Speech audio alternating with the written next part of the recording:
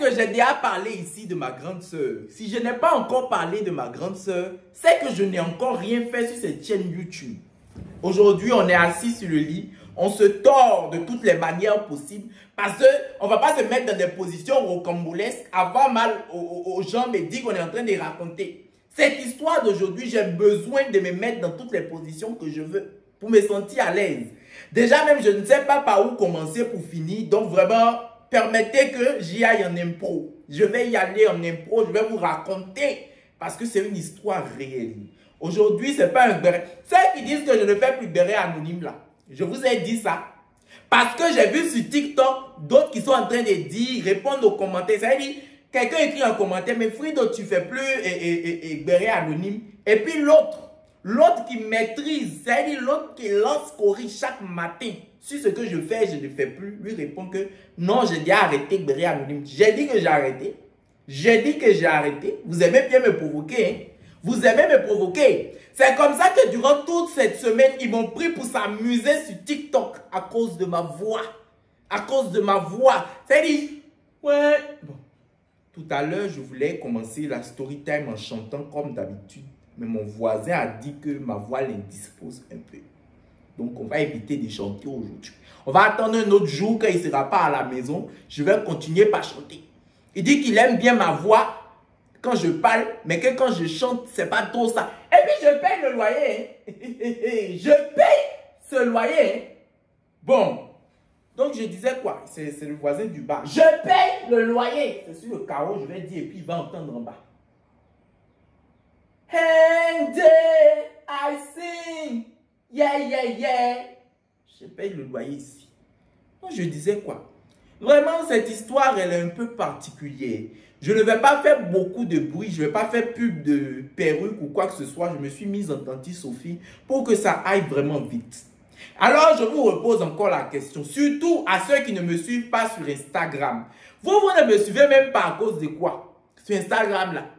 Généralement, quand les gens disent que oui, tu es une star, ils viennent te suivre sur Instagram. Donc, vous êtes en train de me dire que non, mais en fait, c'est pas trop ça. C'est ça. C'est ça.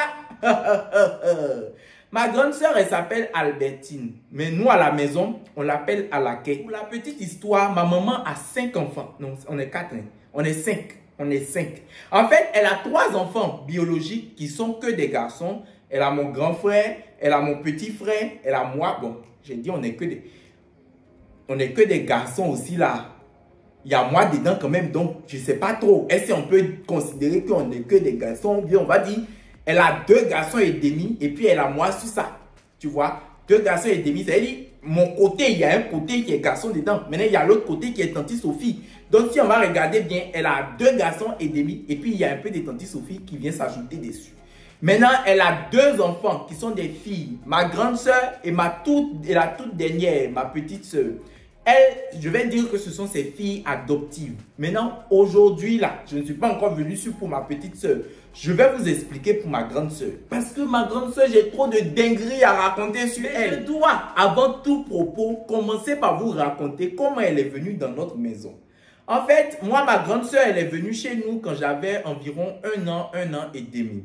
Donc, tout ce que je vais vous raconter ici, c'est l'histoire que mes parents, avec ma grande soeur et mon grand frère, m'ont expliqué de la venue de notre grande soeur dans la famille. En fait, ma grande soeur, elle est née dans un village au centre du Bénin. Je pense que c'est au centre. Hein. Je pense que c'est au centre. Si même c'est pas au centre, si même c'était pas au centre, c'est au Bénin, non? Si quelqu'un vient dans mes commentaires pour me parler de la carte géographique du pays ou bien me rappeler. Je n'ai pas fait le CM2. Hein. Je n'ai pas fait le CM2. Mais la carte du pays, là, c'est au CE2, on apprend ça. Même si j'ai le bac, hein. J'ai le bac, j'ai le DT. J'ai le bac, j'ai le DT, j'ai le CAP, j'ai le BPC, j'ai le CEP. Que personne ne m'emmène. Donc, elle vient d'un village qu'on appelle Doumé. Comme vous disiez tantôt, la détentrice du bac, du CAP, tous les diplômes que j'ai cités là, ce sont mes diplômes. Hein. Ce sont mes diplômes. Oui, ce sont mes diplômes. Mais je ne connais pas la carte du Bénin. Je ne connais pas la carte de mon pays. J'ai honte, hein? J'ai honte. Mais non, je ne peux pas avoir honte. Vous avez le bac. Vous avez le bac. Concentrons-nous sur l'histoire. Hein? Concentrons-nous sur l'histoire. Parce que c'est ça, vous allez faire même plus l'histoire sera longue. Ne me gênez pas. Donc, elle vient d'un village, je pense que le village est au centre du pays. On appelle le village Doumé. On appelle ça Doumé. Si même il n'y a pas Doumé, considérez que c'est Doumé. Parce que c'est le nom que moi je connais du village là qui est là. Donc, elle est restée avec sa maman, elle est restée avec son papa. Elle a d'autres grands frères et d'autres grandes soeurs. J'ai oublié le nom parce qu'ils sont beaucoup. Et quand ma grande soeur a eu 5 ans comme ça, son père est décédé. Père à son âme, son père est décédé.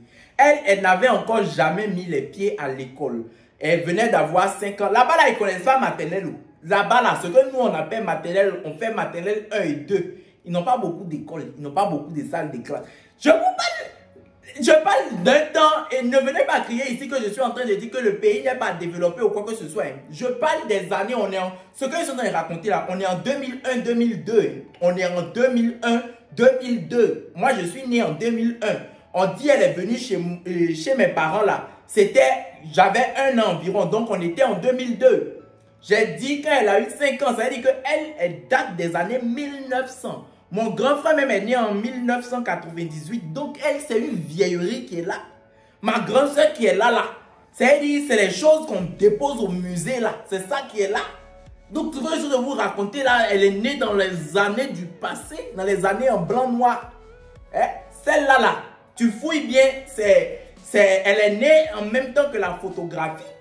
Est-ce qu'elle est née là, on avait déjà commencé par filmer les choses, tout ça même il faut regarder. Elle est née, c'est une femme qui est née et à l'âge du dinosaure. C'est une femme qui est née à l'âge du dinosaure. Donc ce que je viens de vous expliquer là, comprenez que je ne suis pas en train de dire que notre pays n'est pas avancé. Non, c'est des choses qui sont de l'ancien temps. Voilà. Donc, quand ma grande soeur est née, son père est décédé, je l'ai déjà dit, père à l'âme de son père. Elle avait 5 ans environ quand il est décédé. Du coup, elle n'avait encore jamais mis les pieds à l'école. D'ailleurs, dans le temps là, c'est pas à 5 ans qu'on commençait l'école, c'était vers les 10 ans. C'était vers les 10 ans, vers les 20 ans qu'on commençait le CI. Eux tous, ils étaient musclés comme ça. Tu vas voir quelqu'un qui a te dit il est en terminale, mais c'était rare. C'était rare, sur 1000 élèves, ils étaient rares pour aller en terminale. Et puis quand ils allaient en terminale comme ça, c'était des babus poilus, des hommes déjà forts. Donc vraiment, ne m'attaquez pas sur ce point-là. Donc comme je vous expliquais là, comme son père est décédé, il y avait un instituteur dans le village là. Et l'instituteur, la maman de ma grande soeur, sa maman lui a demandé à l'instituteur d'envoyer ma grande soeur à Cotonou ici. Parce que Cotonou n'est pas la capitale du Bénin, mais Cotonou est la capitale économique de ce pays. Toutes les grandes activités sont développées à Cotonou. C'est à Cotonou que l'argent circule le plus. C'est à Cotonou il y a l'argent, comme on a l'habitude de dire ici. Donc, elle a demandé à l'instituteur d'envoyer ma grande soeur vers Cotonou. Trouver le moyen, parce que l'instituteur, lui, venait de Cotonou. C'est de Cotonou où ils l'ont affecté pour venir instruire les gens dans le village de ma grande soeur qui s'appelle Doumé. Voilà. Donc, la maman de ma grande soeur a demandé à l'instituteur de trouver un moyen pour que ma grande soeur vienne à Cotonou ici pour étudier, pour aller à l'école, qu'elle soit au moins parmi tous ses enfants, comme ses enfants ne sont pas allés à l'école, au moins que elle, ma grande soeur, là, au moins aille à l'école parmi ses enfants. Le tuteur a ramené ma soeur du village, il l'a déposée chez une dame ici, on va l'appeler, on va l'appeler Gbazé. On va l'appeler Gbazé, comme Gbazé Thérèse. Cette femme-là, je l'aime trop. Eh mais la base de mon histoire, là, il ne faut pas l'aimer. Vous allez comprendre, attendez, on va aller doucement. La base de mon histoire, là, il ne faut pas dire que comme elle s'appelle Gbazé, c'est comme notre Gbazé qu'on aime. Mais non, c'est dans le comportement. Voilà. Donc, on va l'appeler Gbazé. Gbazé, en fait, elle est, c'est pas elle était, parce qu'elle est toujours. Elle est la sœur directe de l'instituteur. Donc, l'instituteur a ramené Alaké, qui est moi, ma sœur, pour venir déposer à Cotonou ici, chez Gbazé. Gbazé qui est la sœur de l'instituteur. Donc quand Alaké est venue chez Gbazé, c'était surtout dans le but d'être scolarisé, d'aller à l'école. Et c'est d'ailleurs ce que l'instituteur est censé avoir expliqué à sa grande sœur. Jusqu'aujourd'hui, Personne ne sait si l'instituteur a vraiment demandé à Gbazé de scolariser ma soeur et c'est Gbazé qui allait faire autrement ou pas. On ne sait pas encore. Vous voyez? Je ne sais pas, on ne sait pas encore, on ne saura jamais. On est ici même, on ne saura jamais. Donc, quand on lui a dit ça, Gbazé a dit d'accord, elle va scolariser l'enfant. Mais quand l'instituteur est reparti à Doumé, elle n'a jamais scolarisé ma grande soeur. Au contraire, elle a commencé par louer ma grande soeur à des gens. C'est quoi? Qu'est-ce que j'appelle louer ma grande soeur à des gens? Elle dépose l'enfant, elle place ce qu'on appelle chez nous ici le vide-au-mengon. Elle place l'enfant, c'est comme les tantis là, les ménagères, les femmes qui travaillent chez vous et qui rentrent dans leur village après, des trucs comme ça, voilà. Sauf que ici c'était un peu différent, c'est que Tanti Gbazé déposait ma grande soeur chez des gens, elle prenait l'avance, c'est-à-dire elle peut déposer ma grande soeur pour que ma grande soeur commence à travailler chez la personne. Quand je dis travailler, c'est des travaux manuels. Hein. C'est des travaux manuels. C'est pas qu'elle vient pour étudier la couture, pour apprendre la couture, la coiffure ou quelque chose comme ça. Pas du tout. Elle dépose ma grande soeur chez les gens. Ma grande soeur doit laver des habits, laver des assiettes, toutes petites comme ça là. Elle faisait déjà ça. Donc, elle déposait chez différentes personnes. Sauf que, en plus d'être mauvaise et d'être de mauvaise foi, Tanti Gbazé était, en plus de tout cela, une voleuse. C'était une anarqueuse. Qu'est-ce qu'elle faisait? Quand elle déposait ma soeur chez quelqu'un, elle prenait l'avance. Et quelques temps après, c'est-à-dire, elle peut prendre l'avance de 3 mois comme ça.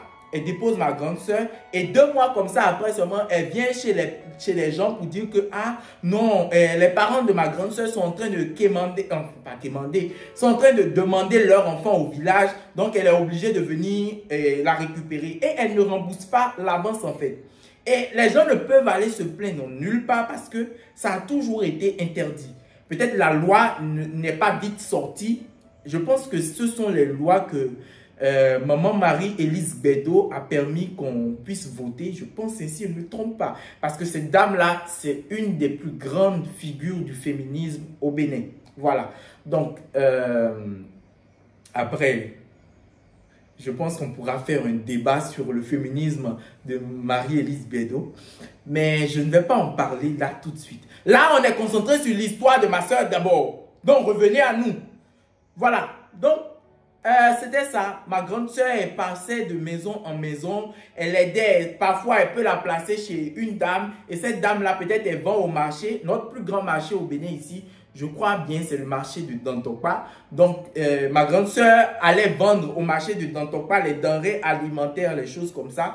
Parfois, elle plaçait ma grande soeur chez une dame qui vend peut-être du riz au quartier. Et ma grande soeur doit se réveiller à 4h, 5h du matin, faire les trucs, préparer, aider à préparer. Parce que la dame qui vend du riz au quartier, elle doit sortir très tôt. Elle sort déjà à 5h, à 7h du matin pour que même les gens, les passants qui veulent aller au boulot puissent s'arrêter là, manger rapidement avant de continuer. Vous voyez? Donc, ma grande soeur, c'était ça qu'elle faisait. Et elle était trimballée de famille en famille. Elle était trimballée de maison en maison. C'est comme ça. Et c'était Gbazé qui était derrière tout cela. Donc, à un moment donné, elle a déposé ma grande soeur chez une dame. La dame, elle est tétraplégique. Elle ne bouge pas. Elle n'arrive pas du tout à faire de mouvement. Et c'est ma grande soeur. Ma grande soeur devait avoir entre les 7 ans et les 8 ans en ce moment, si je ne me trompe pas. D'après son explication à elle-même. Elle devait laver la dame quand la dame fait ses besoins. Elle devait essuyer la dame. Elle devait faire ceci, cela. C'est-à-dire des responsabilités qui sont plus énormes qu'une enfant de son âge en fait. De son âge et de son gabarit. Et déjà, j'ai oublié de vous dire quelque chose de super important. Quand ma grande soeur, quand le répétiteur, c'est-à-dire l'instituteur qui était à Doumé et a ramené ma grande soeur à Cotonou ici, quand il ramenait ma grande soeur, il l'a ramenée assise sur une moto. Je ne sais pas si vous comprenez ce que je suis en train de dire. Ils ont fait le trajet depuis le centre du pays au sud, au fin fond du sud ici, sur une moto. Et ma grande soeur avait 5 ans dans le temps. Or, ma grande soeur avait déjà des problèmes, de petits problèmes à la jambe qu'il traitait et tout. C'était sa petite maladie à elle. Mais après ce trajet-là, ma grande soeur, c'est-à-dire quand il l'a ramenée chez Gbazé le jour-là, ma grande soeur n'arrivait pas à descendre de la moto. C'est les gens qui sont venus l'enlever, la soulever parce qu'elle avait tellement mal. Et dès ce jour-là, en même temps, son pied, c'est... Comment ça se dit? C'est pas que le pied s'est cassé, mais le pied s'est tordu. Jusqu'aujourd'hui, ma soeur, elle marche comme si elle était estropiée parce que son pied a fait cette courbure-là. Son pied a fait cette courbure-là. C'est-à-dire, ça s'est penché et on n'a jamais rien... C'est pas on n'a jamais rien fait pour arranger. C'est-à-dire, quand ça s'est penché là en même temps, elle avait 56 ans. Donc, on pouvait mettre une plaque, on pouvait mettre des chaussures en fer parce que la chaussure en fer venait d'arriver. La chaussure en fer venait d'arriver ici et c'était les blancs qui arrangeaient les pieds des gens et tout ça. Bref, ce sont des détails. J'espère que je ne vais pas trop vous ennuyer avec ces détails-là. Je ne m'éloigne pas trop de l'histoire et tout. Donc, ils n'ont pas couru pour arranger les pieds de ma grande soeur. Non, ils ont plutôt continué à l'exploiter avec les pieds comme ça. Elle avait, c'était pas les pieds, c'était juste un seul de ses pieds qui était comme ça, c'est-à-dire ça fait un angle comme ça et tout. Donc, elle a continué comme ça, avec le pied comme ça, à être trimballée de famille en famille. Elle est restée chez des gens qui la maltraitaient, qui la frappaient tout le temps. Après 2 mois, on venait la chercher parce que, basée, ambitieuse, voleuse, mauvaise, c'est-à-dire tous les mots négatifs, péjoratifs que vous connaissez déposés sur elle. C'est comme ça qu'un jour, ma maman avait besoin d'une aide maison. Elle avait besoin d'une fille pour être aide maison parce que je pense que je venais de naître. Ça faisait 1 an. Donc, ça lui faisait beaucoup de travail. Ma maman, dans le temps, elle avait une cabine téléphonique. Elle avait une cabine téléphonique. Je pense que le réseau qu'on avait dans le temps, ça s'appelait Ariba, si je ne me trompe pas. Donc, ma maman, elle vendait des unités aux gens. Est-ce que dans le temps même, on vendait les unités? Non. Ils avaient le téléphone et quand tu viens à la cabine, tu composes le numéro. Tu composes le numéro que tu veux appeler là. Et quand tu finis d'appeler, tu payes. Ils regardent combien l'appel a fait et puis tu payes. Voilà. Donc, ma maman, elle voulait un peu se divertir. Pas se divertir, se diversifier, pardon. Même mot plus talentueuse, ça arrive de se tromper sur l'utilisation des mots. Voilà. Donc, ma maman voulait se diversifier, elle voulait commencer à vendre des chaussures. Dans le temps, la mode, c'était les chaussures en plastique pour les enfants. Les chaussures qui disent pam, pam, pam. Les chaussures quand tu portes et puis tu marches là, ça commence à faire le bruit. Ça veut dire les chaussures qui chantent, les trucs des enfants, les trucs comme ça, les passoires en plastique. C'était surtout ça avec de l'inox qui était à la mode dans le temps. Donc, ma maman, comme elle voulait vendre des trucs comme ça, elle voulait une aide maison, elle voulait une aide ménagère pour que en journée, elle puisse aller vendre. Parce que dans le temps, on mettait les plateaux sur la tête, on se promenait dans le pays pour vendre. Tu vois, tu mets tes trucs. Et on avait un gond, je pense que c'est un gond, ça s'appelle. Ce que le crieur public utilise là. Et quand tu es en train de partir, tu fais ça comme ça, tu secoues ça comme ça pour que les gens te remarquent. Donc c'est là que Basé a loué ma grande soeur à ma maman. Elle a loué ma grande soeur à ma maman. Mais c'était la première fois pour ma grande soeur de se retrouver dans une famille où on ne la battait pas, on ne lui parlait pas mal, on ne la traitait pas différemment. C'est-à-dire que ce que nous on mangeait, elle-même elle mangeait. Ce que si on nous achetait de nouveaux habits ou de nouvelles choses, elle-même on lui achetait et tout. Donc elle a commencé à s'ouvrir. Ce qui a aussi agi, c'est que nous, on vivait dans la maison familiale. Mes parents, ils vivent encore d'ailleurs. On vivait dans la maison familiale. Donc, il y avait beaucoup d'enfants dans la maison. Il y avait les enfants de mes oncles, les enfants de mes tantes, les enfants des cousins. On était trop d'enfants. Si vous voulez même des anecdotes sur mon enfance, j'en ai trop.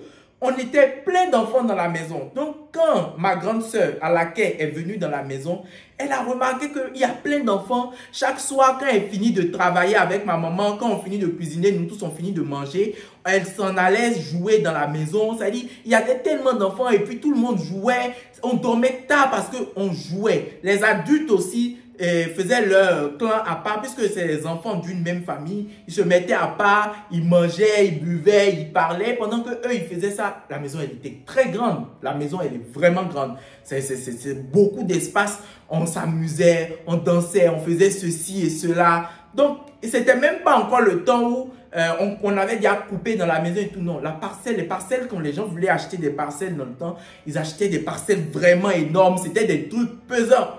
Tu comprends? C'était des trucs qui pesaient. Et puis, mon grand-père n'a pas fait dans la dentelle. Voilà. Donc, quand elle est venue dans la maison, elle a vu que c'était bonne ambiance et tout ça. Elle a commencé à raconter ce qu'elle vivait dans les autres maisons. Elle a commencé à raconter tout ce que Gbazé lui faisait. Et mes parents ont remarqué son pied qui était un peu bizarre et tout ça. Ils lui ont posé des questions. Donc, elle a commencé à se livrer, à tout raconter. Tout ça, mes parents se sont dit, bon, comme tu es déjà chez nous, on va essayer de te garder. Nous, on va essayer de te garder et on verra. Mais c'était mal connaître Gbazé. C'était mal connaître cette pembèche de Gbazé. C'était mal connaître cette sorcière à 7 queues ou à 8 queues. Le démon renard était à combien de queues? À 9 queues. Gbazé était à 10 queues. Gbazé était à 10 queues. Donc, à un moment donné, Gbazé est encore revenu chez mes parents aussi. Et elle dit, les parents de, comment ça se dit? Les parents de ma grande soeur, à laquelle les parents biologiques de ma grande soeur sont en train de la demander au village, donc elle doit partir. Mes parents ne pouvaient pas la retenir. Mes parents n'ont pas ce pouvoir-là. Parce que comme je vous disais, ce truc-là, on n'avait pas encore écrit dans la loi que les ménagères, les filles de maison, là, c'était illégal. Mais ce n'était pas comme si c'était légal aussi. Je ne sais pas si vous comprenez. C'était quelque chose qui était fait, mais moralement, on savait qu'on ne pouvait pas aller à la police pour aller se plaindre de quoi que ce soit. Parce que c'était pas dans la loi comme si vous encourez une peine et tout ça. Mais c'était pas le truc. Je ne sais pas si vous comprenez. Il y a des trucs, c'est comme la religion. Il y a des trucs qui ne sont pas écrits dans la Bible. Mais toi-même, tu sais que ça là, c'est pas trop ça. Tu vois, c'est exactement ça. Donc, Gbazé a récupéré ma grande soeur. Et Gbazé est allé encore déposer ma grande soeur chez une autre dame. Mais quand ma grande soeur était chez la dame là, elle se rappelait tout le temps chez mes parents, ce qui se passait chez mes parents, comment ma famille était, comment elle s'amusait avec les enfants et tout. Elle était trop triste, elle passait son temps à pleurer. La dame passait son temps à la battre, à la frapper, à la blesser, tout ça. Donc, à un moment donné, ma grande soeur s'est enfuie. Ma grande soeur s'est enfuie de chez la dame où Gbazé allait la déposer maintenant pour venir chez ma maman. Elle s'est enfuie de chez la dame pour venir chez ma maman. Quand elle est venue, mes parents ont dit, écoute, on ne peut pas te garder. On ne peut pas te garder. Déjà que ce n'était pas déjà trop ça. Mais te garder maintenant sans que ce ne soit l'autorisation de Gbazé, mais on va encourir la prison, on ne peut pas. Ce qu'on peut faire pour toi, c'est aller te déposer au service de protection de l'enfance. Donc, elle a accepté et mes parents sont allés la déposer là-bas. Quand elle est allée là-bas, là-bas c'est chez les sœurs. C'est un peu l'orphelinat, je vais dire.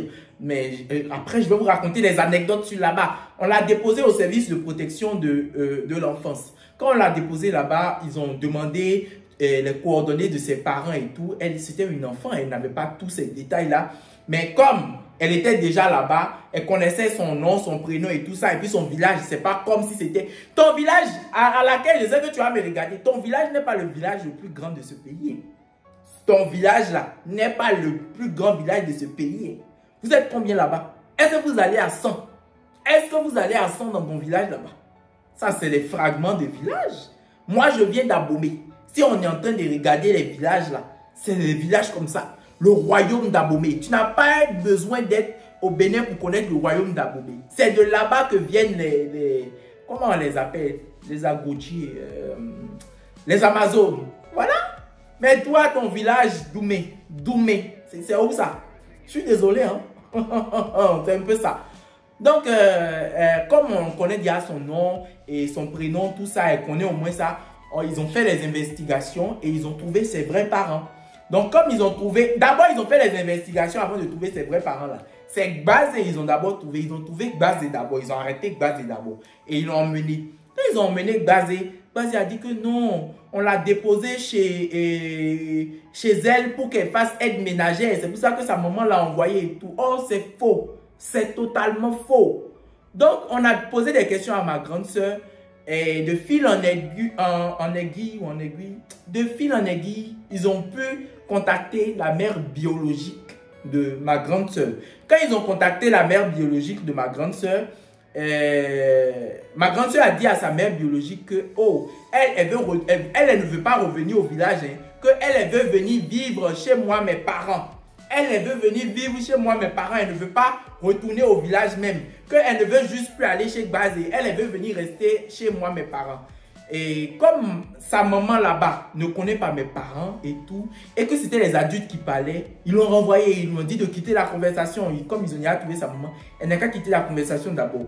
Et Gbazé a dit à la maman de ma grande soeur, puisque la maman de ma grande soeur demandait, mais c'est qui les parents, c'est qui les gens chez qui ma fille est en train de vouloir aller forcément là? Qui sont-ils? Il faut me parler, peut-être c'est intéressant. Et Gbazé a dit non, c'est faux, que ma grande soeur a volé de l'argent et des bijoux à ma maman. Que si jamais elle permet que à laquelle ma grande soeur retourne chez ma maman, que là-bas, mais c'est fini, hein, qu'on va l'enfermer et qu'on va aussi enfermer sa maman. Je ne sais pas si vous avez compris. Gbazé a dit à la mère biologique de ma grande soeur qu'on va l'enfermer, elle et ma grande soeur, si jamais mes parents attrapent ma grande soeur, que ma grande soeur a volé, que c'est pour ça même que le service de protection de l'enfance a pu la voir et tout ça. Or, c'est totalement faux. Donc, quand sa maman, sa mère biologique a entendu ça, elle a dit, ok, donc, renvoyez-moi ma fille, en fait, renvoyez-moi ma fille, parce que je l'avais envoyée là pour qu'elle soit scolarisée. La voilà qui est en train d'avoir 10 ans environ, et elle n'est toujours pas scolarisée. Renvoyez-la moi, elle va m'aider dans les travaux champêtres. On dit que c'est comme ça, ma grande soeur pleurait jusqu'à aller au village. Quand elle est allée rencontrer sa maman, toute sa famille là-bas, sa mère biologique, quand elle est retournée à Doumé là-bas, elle est allée les rencontrer. Elle pleurait seulement qu'elle veut retourner à Cotonou, elle veut retourner chez Credo et Frido. Credo, c'est mon grand frère, moi c'est Frido. Tu vois, elle disait qu'elle veut retourner chez Credo et Frido. Elle disait ça tout le temps à sa maman. Sa maman ne savait plus ce qu'elle va faire parce que ma grande soeur avait refusé de manger. Elle ne mangeait plus. Elle était tout le temps triste. Elle disait qu'elle voulait retourner chez nous. Mais sa maman n'avait aucun contact avec nous. Tout le seul contact qu'elle avait, c'était Gbazé. Et Gbazé disait qu'on était des gens mauvais, qu'on était des gens qui voulaient l'enfermer, elle et sa fille et tout ça. On dit que ma grande soeur ne parlait que de nous dans son village, partout. Et tout le monde connaissait nos prénoms, mais personne ne savait qui on était. Mais jusqu'à ce que les gens de sa famille commençaient à poser des questions à sa maman pour demander, mais c'est qui Credo et Frido? C'est qui Credo et Frido? Elle dit que c'est où elle était restée à Cotonou là-bas, là, c'est des gens qui s'appelaient comme ça. Maintenant, ce qu'il va faire, parce que quand Dieu fait ton palabre, tu n'as pas besoin de te déshabiller. Pendant que ma grande soeur était chez ma maman, un jour, il y a une fille qui était aide ménagère, comme elle. Vous comprenez? Il y a une fille qui était aide maison là, comme ma grande soeur, qui passait un jour devant notre maison. Et quand ma grande soeur l'a vue, ma grande soeur l'a appelée. Parce que ma grande soeur la connaissait depuis leur village là-bas. C'était des enfants. Quand ma grande soeur avait 5 ans, elle avait 7 ans ou 8 ans comme ça. Donc, les deux se connaissaient depuis le village là-bas. Donc, quand ma grande soeur a vu la fille, ma grande soeur a salué la fille, lui a fait la main, l'a arrêté, tout ça. Et a ramené la fille jusque chez ma maman. Jusque, je vous ai dit, ma maman a une cabine téléphonique qui était placée devant notre maison. Donc, elle a ramené jusqu'au niveau de la cabine et elle a dit à ma maman que, ah maman, tu connais cette fille-là? Cette fille-là, elle vient de mon village, hein. Nous deux, on était au village là-bas. Et ils nous ont envoyés en ville ici. Nous deux, on était au village là-bas. Donc, la fille a salué ma maman. Et chaque fois que la fille passe devant la maison de notre maison, elle salue toujours ma maman puisque ma grande soeur avait déjà fait des présentations.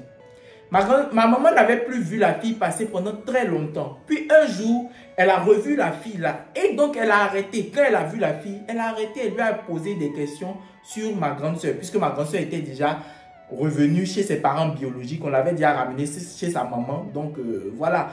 Et c'est là que ma maman a expliqué tout ce qui s'est passé à la fille là.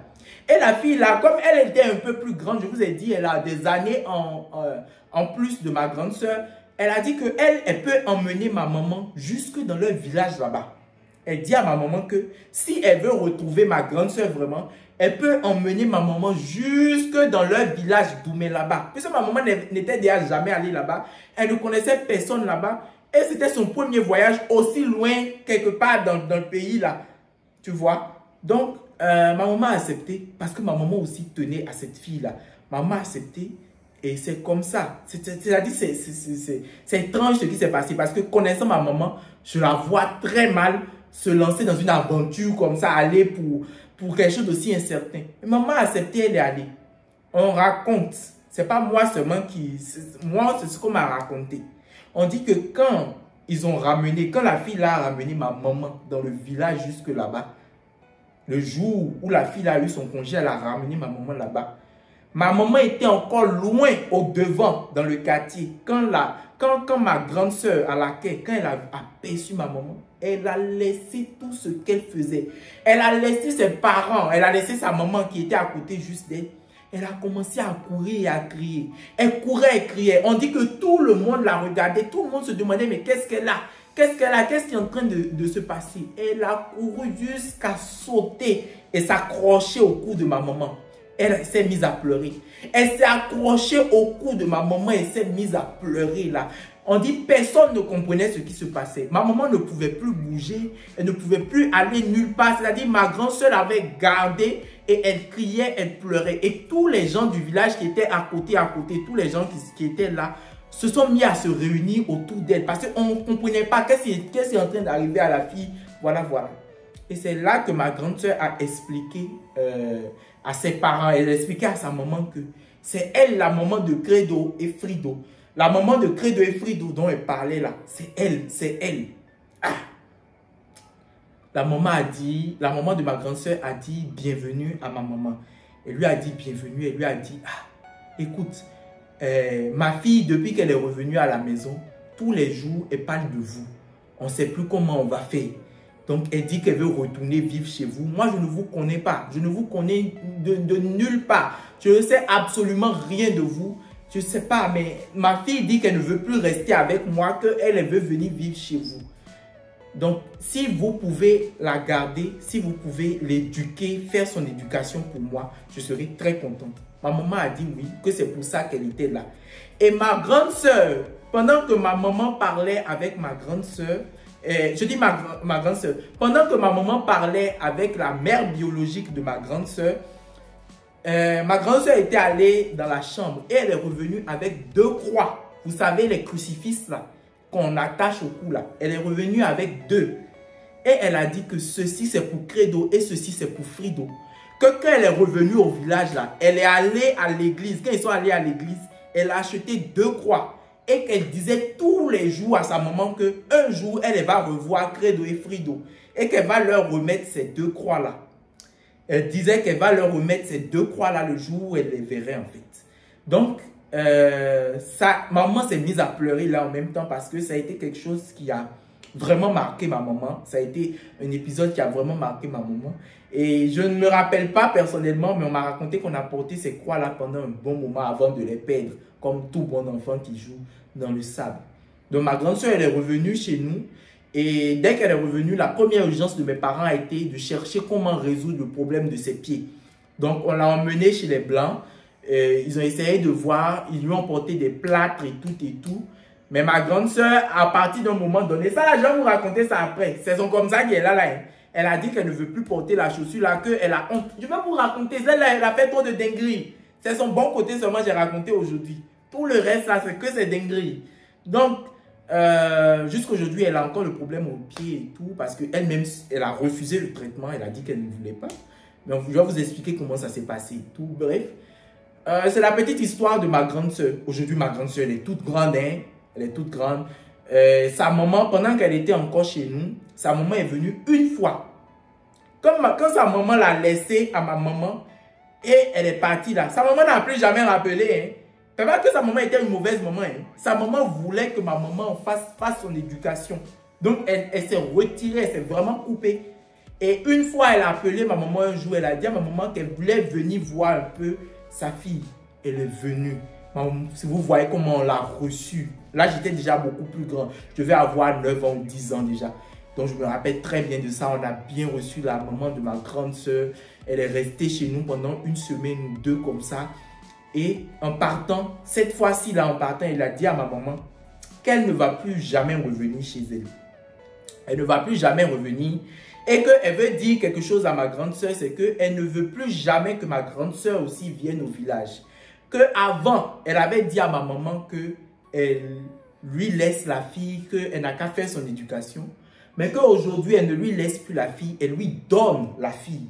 Elle a dit à ma maman qu'elle lui donne ma grande soeur en cadeau. Qu'elle ne veut pas que ma grande soeur dise qu'elle est venue voir quoi que ce soit au village. Qu'elle va rester chez ma maman. Elle est là définitivement. Que ce qu'elle peut faire, c'est de temps en temps peut-être appeler pour entendre sa voix. Mais qu'elle ne veut plus venir encore. Elle était juste venue pour voir un peu son état une fois. Qu'elle ne viendra plus. Qu'elle lui donne l'enfant en cadeau, définitivement. Et juste après ça, quelques mois après ça, la maman biologique de ma grande soeur est décédée, paix à son âme. Et voilà.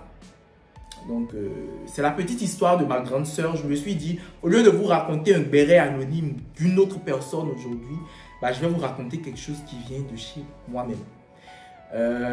Si l'histoire t'a plu, n'hésite pas à t'abonner, à activer ta cloche de notification. Viens me suivre sur Instagram.